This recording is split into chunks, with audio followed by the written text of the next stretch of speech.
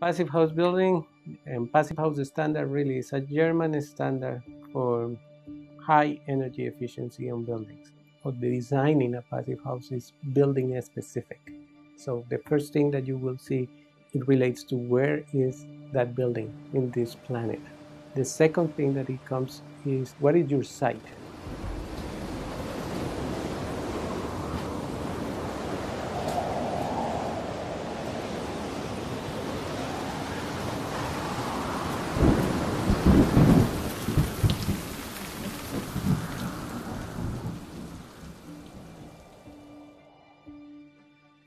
When we chose this project, we chose it on the fact that the government's leaning in this direction, and maybe we should, as a town, should do our part. Our CEO was very instrumental in building the passive house in Fort St. John, and he basically told us this is the type you should build for your future. I was probably the one skeptical, thinking, why would a small town like us out in rural Alberta build something of this stature?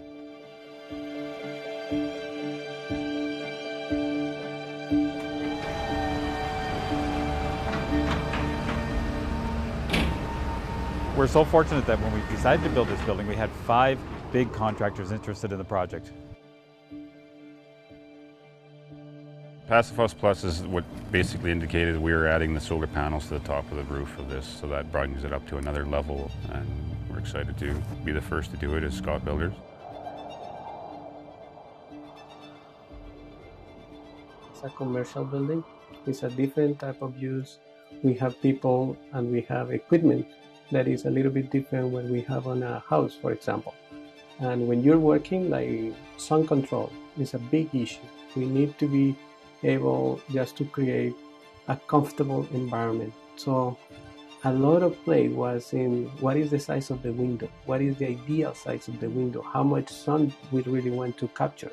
How can we do it without requiring the summer to have a cooling system that is so everything is a little bit of creating that balance, and that's what really passive house is, and that's what you have at every design stage to play a little bit with what is that you're making good, what is that is not working, how can I improve it, how can I optimize many things. Normally, it would probably cost you maybe $20,000 a year for heat and power, and with the solar on it and the heat pumps and the efficiency of the building, this building could be net zero energy, which would be of no cost at all to maintain this building throughout the year.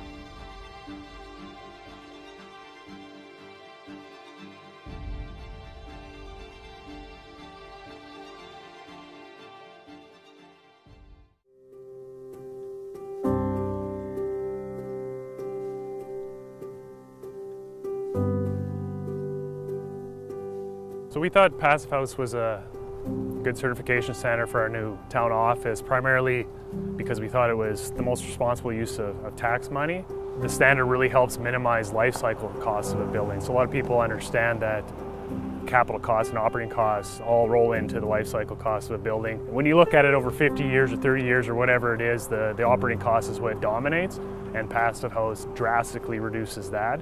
So we thought it was a good use of using capital dollars we have today to basically offset operating expenditure in the future. It also allowed our community to bring some innovation to show we're maybe a little more progressive than people think up in rural northern Alberta. The framing that is right now is our structural walls, our 2x10, which of course has been insulated, and then we add another 2x6 on the inside, and that inside one will be our plumbing and electrical wall, so all the penetrations and everything would be through that wall. You're not having a 2x10 wall, is strictly our thermal wall. We still, of course, have added the 2x6 actually is insulated also. And then we have an exterior Gutex, which is brought in from Germany. Another reason for pursuing the standard, not just for the energy's sake, but also for thermal comfort. We live in an old building right now, and staff constantly complain about, someone overheating and someone freezing. And we have 2 furnaces running it, so that's a big pro in this type of envelope, that you don't have thermal bridging, you're not going to have cold spots, you don't have condensation, you don't have all these things. And another future, provision that it mitigates any risk with building code changes. So if we did have to expand or do anything, because we've gone so beyond what is expected in terms of an energy code that we don't have any risk of having to redo things on this building 50 years down the road because, you know, we're on the leading edge with the most stringent standard. I think that we need to be more environmentally and socially responsible in all our practices. And our buildings are really big polluter. And we know it from the personal level. We need a better jacket because we live here, not in California.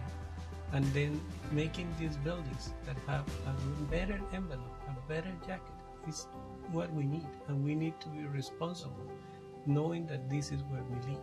Went through a great process on the design end and having an indicative design and making sure we gave them enough information that, you know, it wasn't full creative control so that they could actually hit the standard, but at the same time doing design build with an experienced builder like Scott allowed a little more creativity and synergies with their, you know, contractor knowledge to sort of find the sweet spot, and we think we got a heck of a deal when we secured them as our design build team.